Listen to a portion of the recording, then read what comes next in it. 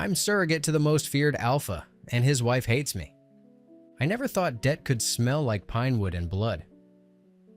That was the first thing I noticed stepping out of the car. The thick, sharp scent of the land. Forest stretched out in every direction.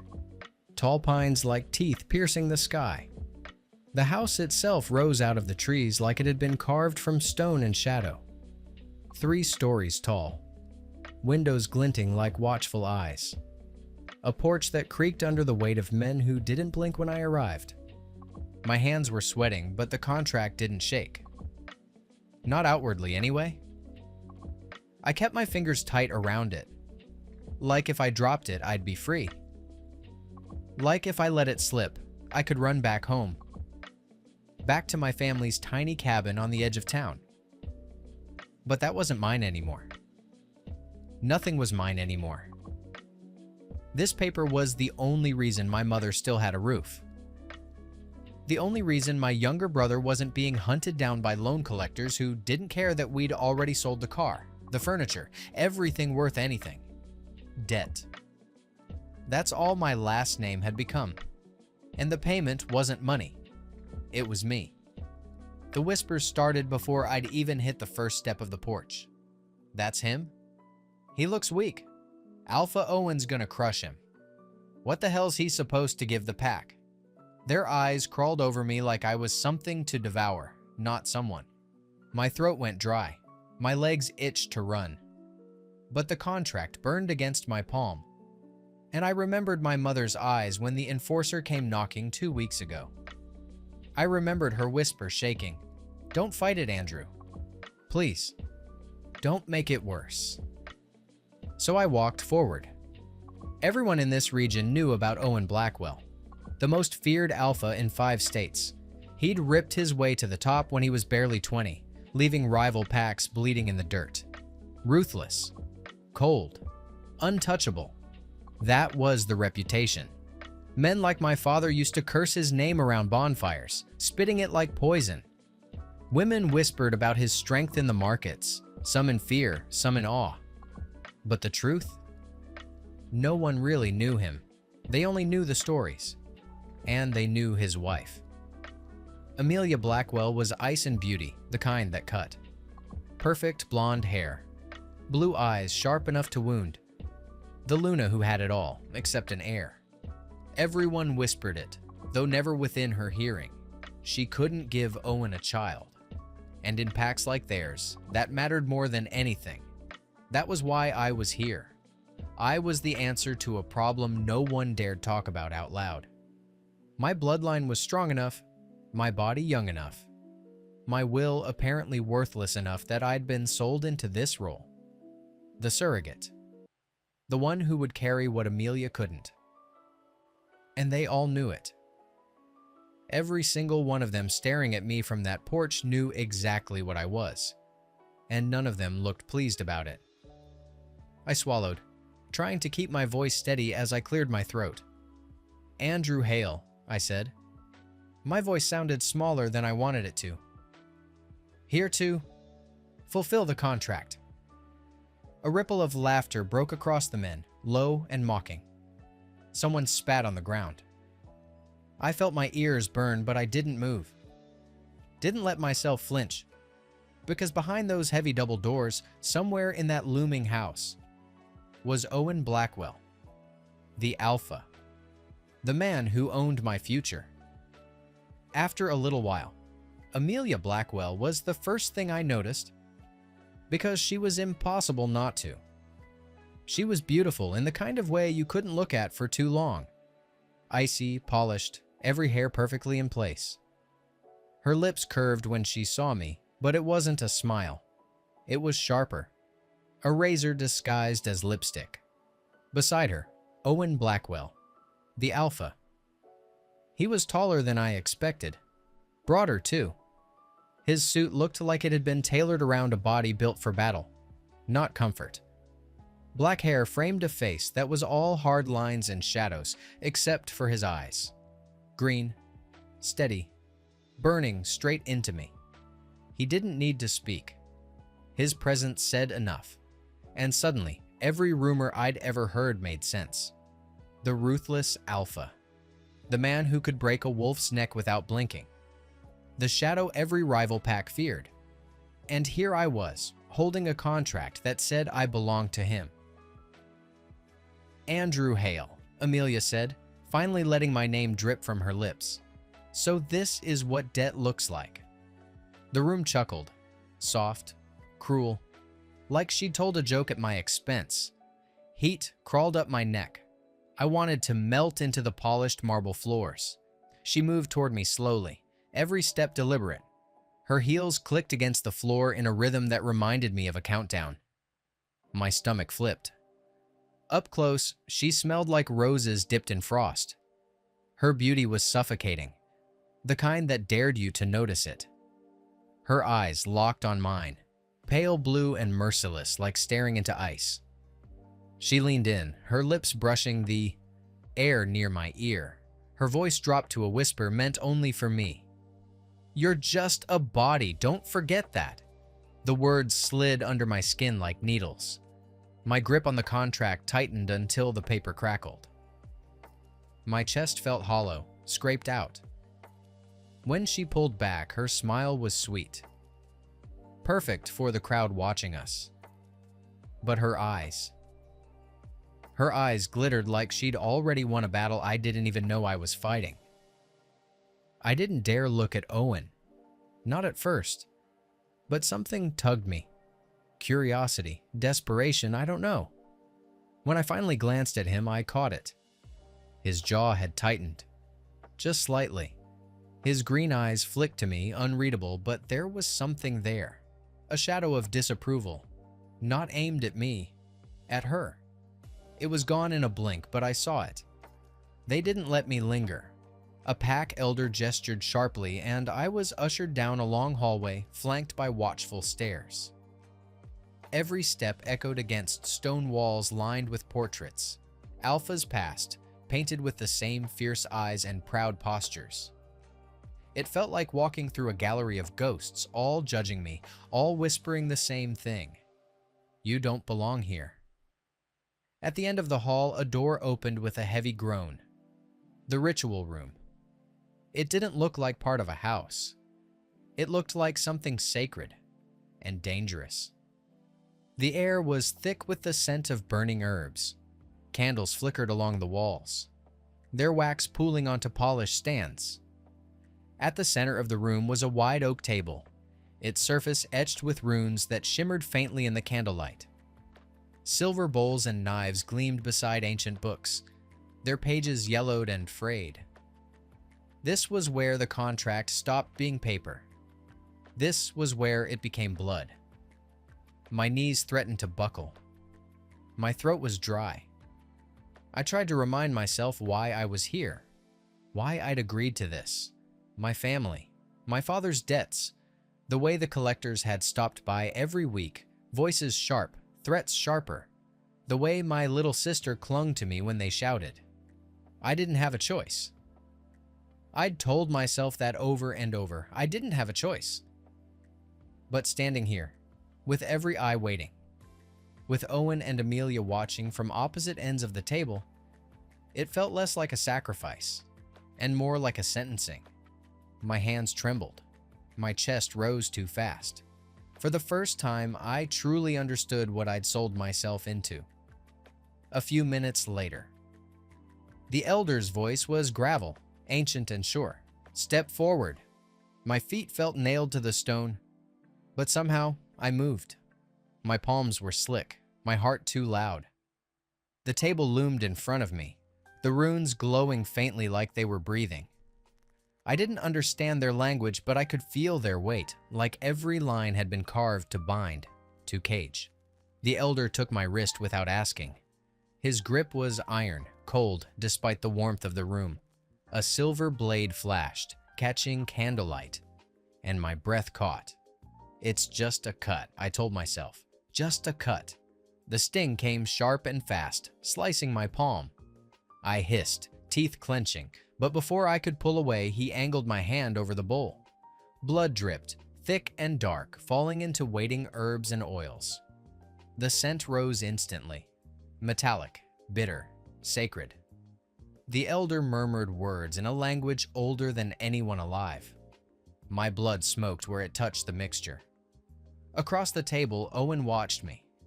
His expression was carved from stone, but his eyes, they shifted when I flinched. His jaw flexed. His hand, resting on the table's edge, tightened as if holding himself still. It should have been nothing, just a ritual. But I felt it, his attention, steady and unyielding, like a hand on my back keeping me upright. When the elder released me, I swayed. My palm throbbed, but it wasn't just the pain. It was the realization. My blood had been marked now. There was no going back. I belonged to them now, to him. The second part was worse. I thought it was just a contract. Sign the papers, bleed into the bowl, and be done. But I hadn't known about the bond. The pack didn't just want obedience, they wanted ownership carved into something deeper than flesh. A silver chalice was lifted, my blood swirling with Owen's, dark against dark. The elder's chant grew louder, echoing like thunder against the walls. My pulse raced. "Drink," the elder commanded. My stomach flipped. I looked at the cup, then at Owen, his hand wrapped around the other side of it. For the first time, our skin brushed. Heat flared, startling, alive. His grip was steady, grounding, as if he knew my knees were seconds away from giving out. "Drink," the elder repeated. I did. The taste was fire and earth, bitter enough to choke me. My throat burned as it slid down, and then heat exploded in my chest, spreading through my veins like molten metal. I gasped, clutching at the table. My vision blurred. A weight pressed against me, invisible, heavy. My wolf stirred, restless under my skin, whimpering at something it recognized but didn't understand. The bond wrapped around me like chains, pulling, tying, claiming. Through the haze, I heard Owen's voice. Low, rough, unexpectedly steady. "Breathe." It cut through the chaos. A command, yes, but not cruel. It anchored me. And for a heartbeat, I wasn't drowning. When it ended, I collapsed into the nearest chair, chest heaving. My skin was damp, my pulse erratic. The bond still thrummed inside me like an echo of thunder, a reminder that I was no longer mine. The pack cheered softly. Approval, satisfaction, a predator's hum after the kill. Amelia's smile was radiant, but only to them. When her eyes found mine, the frost returned. "Congratulations," she said sweetly. "You're officially useful." The words stung worse than the cut on my palm. I wanted to shrink, to disappear. But then Owen moved. He approached slowly, his footsteps steady against the stone. Every muscle in me locked. When he stopped in front of me, I couldn't bring myself to look up right away. But when I did, his eyes weren't cruel. They softened, just slightly. "You'll get used to it," he said quietly, almost like it wasn't meant for anyone else. His hand brushed my shoulder, a brief touch, but it steadied me more than I wanted to admit. And in that moment, surrounded by wolves who wanted me broken, by a wife who wanted me erased, I realized the alpha wasn't what I'd been told. He was worse. And better. Danger wrapped in steadiness. A storm that could either destroy me or protect me. And I didn't know which way it would go. Later that night. The first night was the hardest. The silence in that house was alive. Not the gentle kind you find in your own bedroom at night, but sharp, crawling silence. Like everyone was listening, waiting, judging. My room felt like exile. The walls bare, the sheets stiff. The lamp bulb buzzing faintly as if even the electricity knew it didn't belong. My fingers twisted the edge of the thin blanket as my chest rose and fell too fast. I was a stranger in the wolves' den, and every instinct screamed, "You don't belong here." I almost jumped when the knock came. 3 soft taps. Measured. Unhurried. When the door opened, Owen filled the frame like a shadow cut out of the night. The Alpha.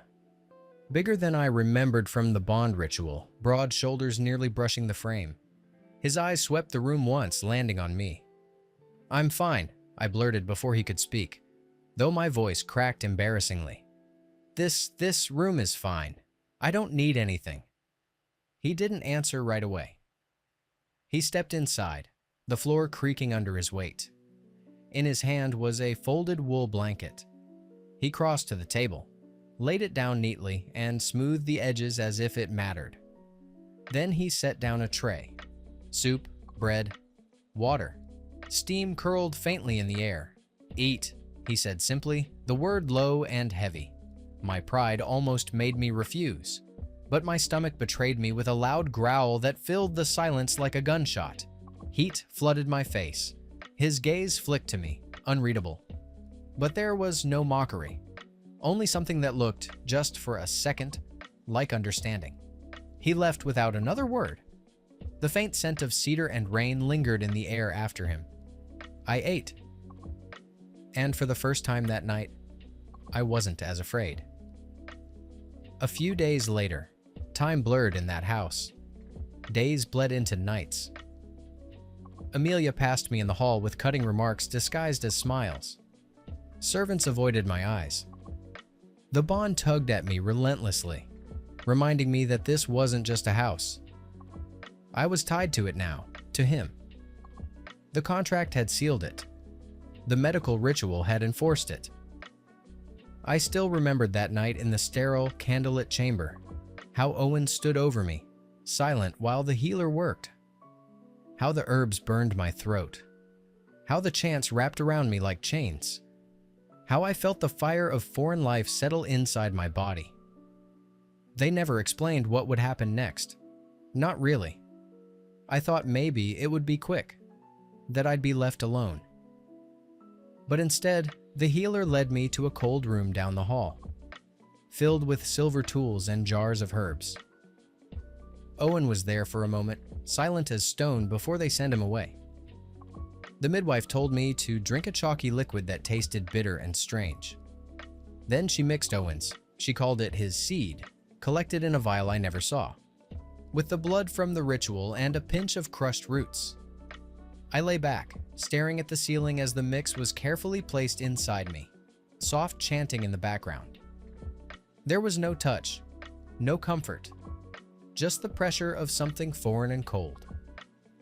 When it was over, my stomach twisted and burned, the chain of the bond tight around my chest. For a moment, I didn't feel like a person at all, just a body the way Amelia said. A vessel, nothing more. I curled up on my side afterwards, trying to ignore the feeling. But somewhere inside, I knew something had changed. Something growing even then. It hadn't been intimacy. It hadn't even been choice. It had been law, obligation, a body given in exchange for survival. His child, placed in me without tenderness, without touch. I told myself that would make it easier. That if it wasn't born of desire, I wouldn't care. But I was wrong. The nightmares started almost as soon as the bond was made. Shadows and chanting and the pain of the knife, echoing in my dreams. One night, after I'd woken gasping, I crept out to the library, hugging my knees to my chest in the corner. I didn't hear Owen come in, but suddenly he was sitting across the room, just close enough that I could hear his breathing. He didn't say much, just let the quiet stretch out. After a while, I blurted out, "Do you ever regret any of this?" He looked at me, eyes shadowed. "More than you know," he said. And I heard something real in his voice, something heavy. He left first that night, but I didn't feel so alone anymore. Then it happened on a morning that smelled like rain. I was in the kitchen, helping chop vegetables, desperate to keep busy. My body had been strange lately, restless, sore, hungry, and nauseous all at once. Then, all at once, my stomach clenched, hard. The knife slipped from my hand, clattering to the floor. The room tilted sideways. I stumbled outside, clutching the railing, and bent double as bile rose. My entire body heaved like it was trying to wrench itself apart. I barely registered the footsteps until a firm hand pressed against my back. "Owen." "Breathe through it," he said, voice low, steady, like he wasn't surprised at all. His palm was warm and unyielding, grounding me when my knees buckled. I'm fine," I gasped between heaves. "You're not." His tone left no room for argument. It lasted forever. Or maybe just a few minutes. When it finally passed, I sagged against the railing, sweat cooling on my forehead. He crouched beside me, broad frame blocking the others from view. His amber eyes locked on mine, and for the first time, I saw something different in them. Not command, not judgment, something heavier. "It's beginning," he murmured, like it was fact, like it was inevitable. A shiver ran down my spine. For the first time, it wasn't just about the contract, or Amelia, or the pack's whispers. It was about me. Something was growing inside me, changing me, and Owen had been the first to see it. A few days later. One afternoon, after the others had gone inside, I found myself drifting out to the garden behind the house. I'd always loved gardening back home. Something about the way a handful of dirt and a little care could turn into green living things. Even when everything else felt like it was falling apart, taking care of seedlings calmed me down. I guess that's why I ended up there now, trying to find a little peace in all this chaos. I knelt down, digging at the hard earth with my fingers, trying to coax new life from the soil. Owen walked by, silent as always, and stopped. For a second, it looked like he might keep going, but then he crouched beside me, suit jacket bunching awkwardly at his shoulders. "You need to break up the dirt, or the roots won't take," he said quietly. His hands, so large and sure, made quick work of the clumps, the movement almost gentle. I swallowed. "Did you used to garden?" He kept his eyes on the rosemary. "My mother taught me. Before she died, she said patience matters more than strength. Most things do." I watched him for a minute, not sure what to say. In that brief silence, the air between us didn't feel so cold. For the first time, I realized Owen wasn't just the strong, cold alpha everyone whispered about. There was more to him, something quieter, maybe even a little bit lost. A few weeks later, the weeks stretched on and my body betrayed me more every day. Clothes tightened, my joints ached, I slept too much and not at all. Amelia never missed a chance to twist the knife. "Already waddling? You'll be useless by the 6th month," she said one morning, gliding past in silk while I clutched the stair rail. Her laugh trailed behind her like smoke. I kept my head down. I always did. But it stung worse each time. And then, the cramps began. Sharp, sudden, dropping me to my knees some nights when the house was quiet. I bit my tongue not to scream, not to give anyone satisfaction, but he always came. Owen. The first time, I flinched when he entered without knocking. He sat on the edge of the bed, the mattress dipping under his weight.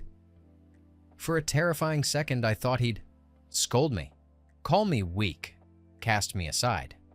Instead, he pressed a large hand gently over my abdomen. The warmth spread instantly, easing the spasm like hot water poured into cold veins. My breath hitched. His touch was careful, almost hesitant, so different from the ruthless alpha I'd heard whispered about. "You don't have to," I whispered, unable to meet his eyes. "I know," he cut me off quietly. His thumb brushed once, barely noticeable, over my side. An unconscious gesture, a soft one. The cramp faded. My body relaxed. And I realized he hadn't left. He stayed until I drifted into sleep, his hand still steady on my stomach. That night, I didn't dream of cages. I dreamed of forests and storms. And when I woke, the memory of his touch burned hotter than Amelia's words ever could. A month later, the pack table was a battlefield. Not with weapons, but with eyes. Every glance a blade, every silence a wound. I sat at the far end, the contract ghost-heavy in my mind, my plate untouched. The smell of roasted meat turned my stomach. Laughter erupted here and there, loud and sharp, but never near me. At dinner, I always sat at the far end of the table, plate full, but stomach knotted. No one talked to me. Once, when I reached for the salt, my hand shook badly enough that I spilled some on the cloth. I was about to apologize, but Owen silently slid the salt shaker closer to me, his eyes meeting mine for a split second. There was no smile, but he didn't look away. Just a small thing, easy to miss, but it chased away a little of that lonely, hollow feeling. After that, I noticed how he always made sure there was plain bread at my place, or that he never let the pack take the best cuts until I'd chosen. He never said anything. Sometimes I wondered if he even realized he was doing it. Amelia sat opposite me, draped in silk the color of blood. She leaned her cheek against her hand, smiling sweet as honey while her eyes cut through me. "You're looking pale," she said, voice carrying easily down the long table. "Perhaps pregnancy doesn't suit you. Some bodies aren't meant to hold important things." A few chuckles followed, quick and cruel. My fingers tightened around my fork until it bent, before I could speak or flee. Owen's voice rolled across the room like thunder. "Enough." The word wasn't loud, but it was final. The room froze. Even Amelia blinked, her smile twitching for the briefest second. Owen's gaze slid to me. "Eat," he said simply, not unkind, before turning back to his own plate as though nothing had happened. But the silence after was different. The wolves no longer laughed. Amelia's smile never reached her eyes again that night. And for the first time, I realized Owen wasn't just keeping me alive. He was protecting me. 2 months later. The storm broke in the middle of the night. Wind howled against the walls. Rain lashed the windows. I sat on the floor of my room, back pressed to the bed frame, both hands on my stomach. The cramps had been sharper lately, and tonight they came in waves, hot, twisting, like claws raking me from the inside. I tried to be quiet, tried not to wake anyone, but a sob slipped out before I could swallow it down. The door opened almost instantly. Owen entered without hesitation, hair damp as if he'd just come from outside. He crossed the room in 3 strides, crouched in front of me. "What hurts?" he asked, voice rougher than usual. I couldn't answer. My breath came in shallow pants, my hands shaking where they pressed my belly. Then he did something that stole the air from my lungs. He lowered his head, pressed his ear against me, listening. Silence. Then, his body stilled. His eyes flicked up to mine, and for the first time, I saw awe on his face. "They're strong," he whispered. "The heartbeat. It's steady." I swallowed hard, my own heartbeat stumbling. "You can hear it?" He nodded.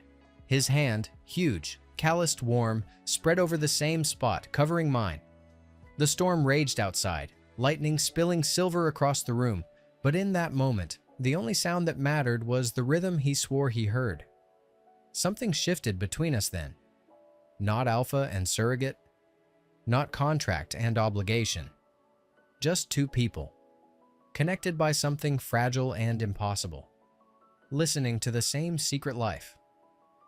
A few months later. By the 7th month, I couldn't move without feeling like the whole house watched me. Every breath, every wince, every bite of food. Amelia's comments grew sharper, more venom dressed as silk. "You've grown soft," she sneered once as I tried to climb the stairs. "You'll break before you ever make it to birth." Her words stung, but they didn't sting as much as they used to. Not anymore. Not since Owen had started appearing. Quietly, always when I needed it most. That night, I found him in the library. He sat by the fire, a book forgotten in his lap.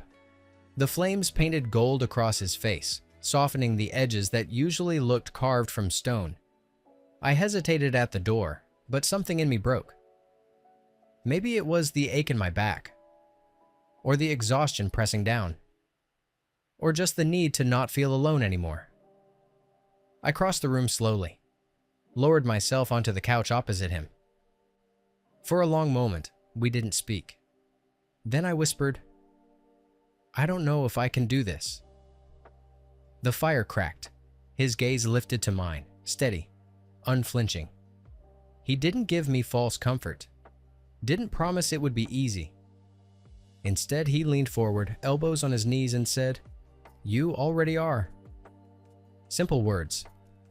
Heavy words. Something in my chest loosened for the first time in months.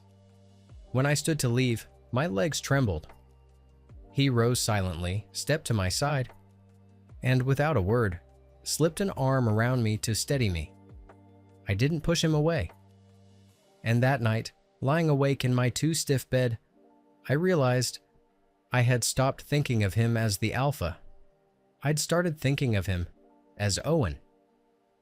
A few weeks later, pregnancy had made me slower, softer. The pack noticed. Amelia noticed most of all.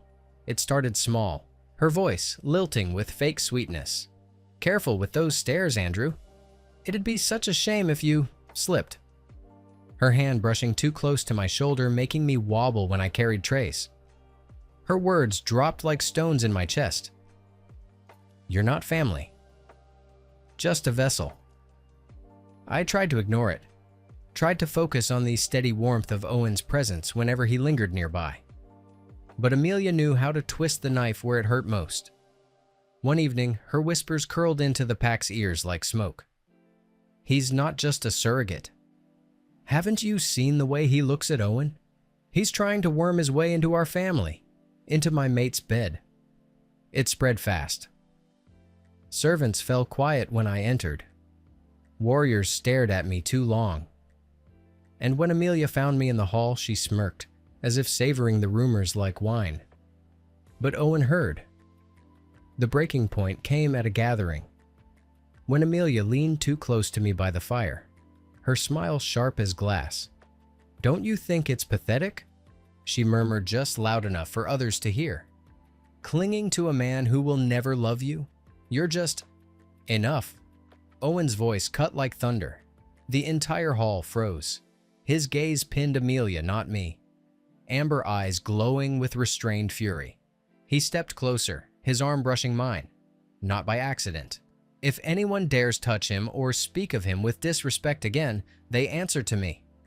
Gasps, murmurs, the silence of a pack swallowing their fear.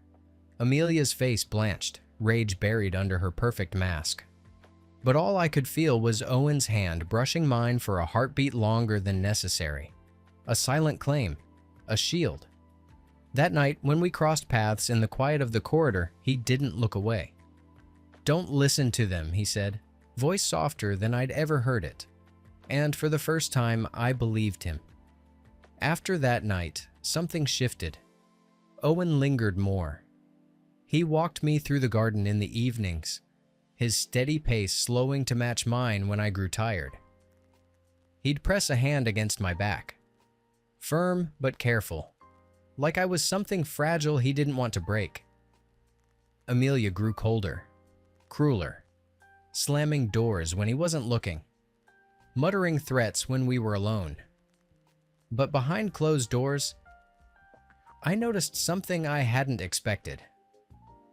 She was just as icy with him. One late night, after a particularly vicious argument where Amelia had accused me of playing wife in front of the servants, I found Owen outside on the porch, sitting alone in the dark. "You don't have to keep defending me," I whispered, unsure why I'd followed him. He looked at me then, shadows deepening the sharp lines of his face. "Yes, I do." Silence stretched. The wind rattled the trees. "Our marriage," he said finally, voice rough. was arranged. It was duty. Nothing more. Whatever you think you see between us, it's been gone for a long time, if it was ever there at all. My chest ached, not with pity, but with something sharper, a dangerous kind of hope. His eyes softened when they fell on me. I don't just protect you because of the child, Andrew. Don't mistake me. My breath caught.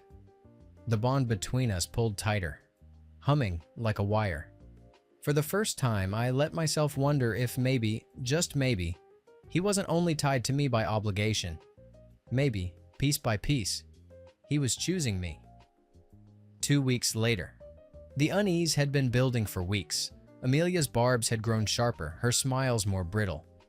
But what I didn't realize, until too late, was that her cruelty wasn't just words anymore. It was the whispers.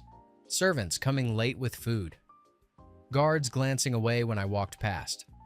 Once, in the library, I swore I saw a stranger, an outsider, slip through the shadows only to vanish before I could speak. Then one evening, I overheard them. Amelia's voice, low, urgent.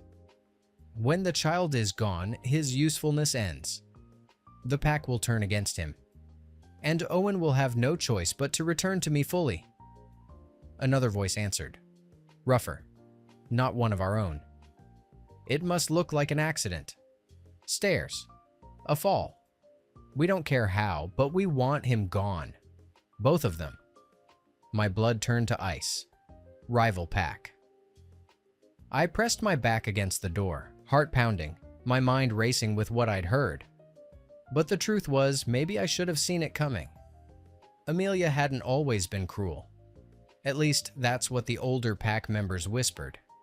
She'd come here for a political marriage, power traded for loyalty. Everyone expected her to give Owen an heir and secure the Blackwell line. But when that failed, and the pack started whispering, she was left with nothing but a title she could barely hold. I'd seen it in her eyes sometimes, when she thought no one was looking. That cold, lost look, like a wolf cut off from the pack. The rival pack wanted to weaken Owen, to break his bloodline. Amelia, she just wanted to matter again, to punish the man who had stopped looking at her with anything but duty. The enemy promised her revenge and a second chance at power, if she helped them destroy what Owen and I had, his future. Maybe even the pack itself. It wasn't just about me. It was about making someone pay for every time she was left standing alone at Owen's side. I shivered. I wasn't just carrying a child. I was standing right in the middle of a war that started long before I got here. It made sense now. The small gaps in security. The sudden absence of guards near my rooms. Amelia wasn't just trying to torment me. She was conspiring to erase me. I wanted to run to Owen, to tell him everything, but fear rooted me in place. If I accused her and had no proof, I'd only look paranoid, and she'd know I knew. So I waited, and prayed the bond that hummed between me and Owen would hold long enough. 2 days later. The night it happened, the air smelled like smoke. I was walking the upper balcony, needing fresh air to soothe my restless body when Amelia appeared. Her gown shimmered in the moonlight, her smile razor thin. Out here, all alone. Careless, she murmured. Something in her tone froze me.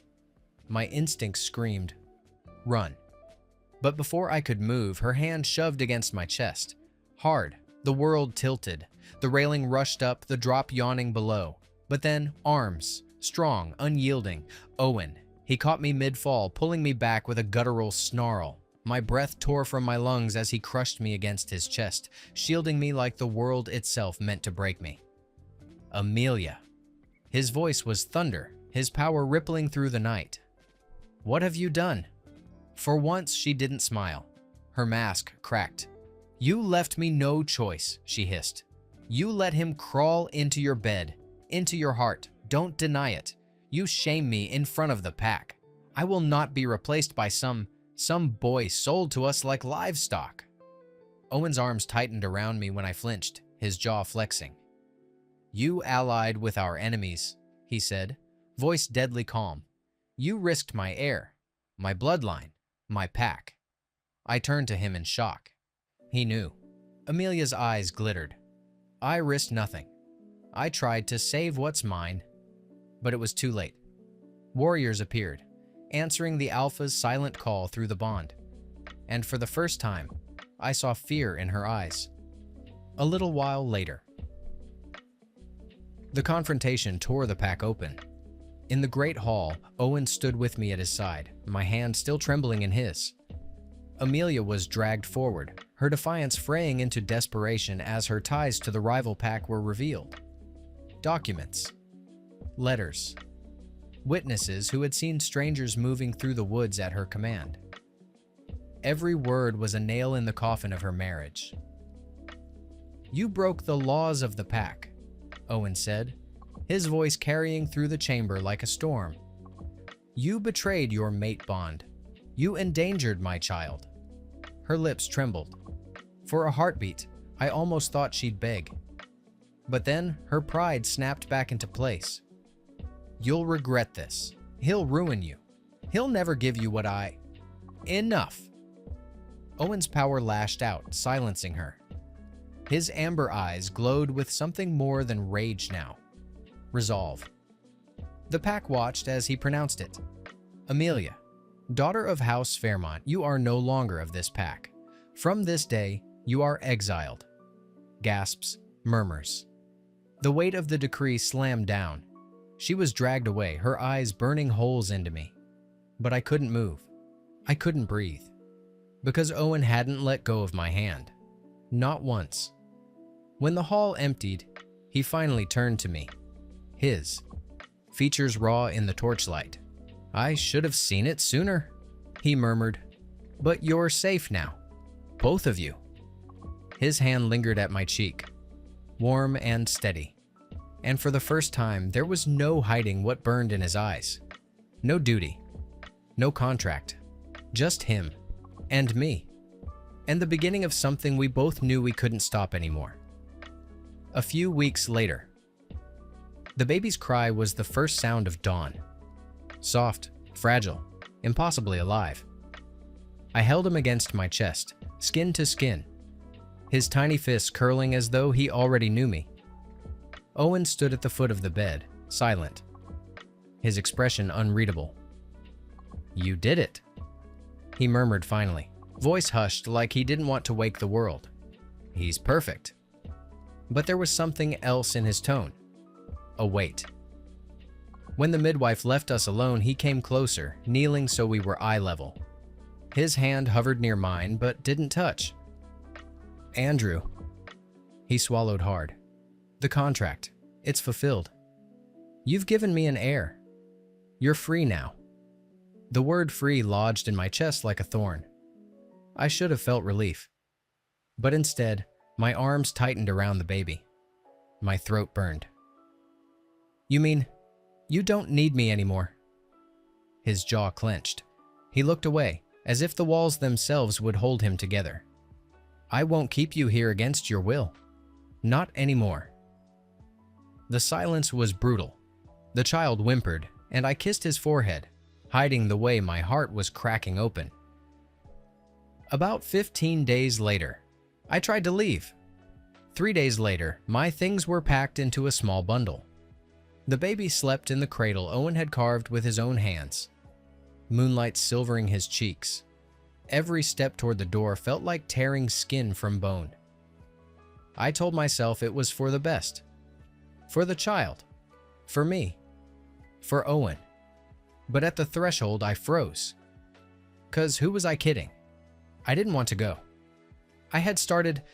No, I loved this man. All I wanted was for him to stop me. Behind me, I heard him, as if he heard my thoughts. The unmistakable sound of his voice, low, rough, fraying at the edges. "So that's it? You'll just walk out?" I turned.